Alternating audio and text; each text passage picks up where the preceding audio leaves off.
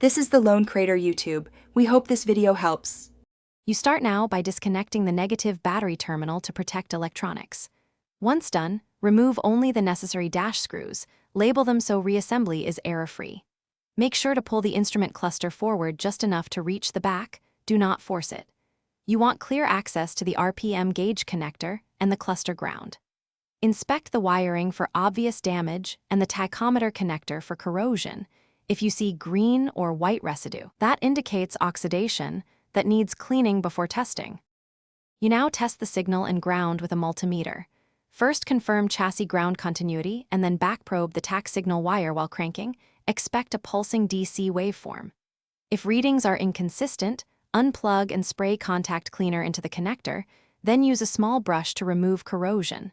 Let it dry completely. Next, open the gauge housing and visually inspect solder joints and traces. If you find cracked or cold solder, reflow with a soldering iron, taking care not to melt nearby plastic or LEDs. You finish repairs by addressing any damaged traces with thin solder or a conductive bridge. Work quickly and precisely to avoid heat damage. Once the board is sound, reassemble the cluster, reconnect the harness, and tighten screws in reverse order. Then reconnect the negative battery. Start the engine and watch the RPM meter at idle, and while revving gently to confirm smooth response.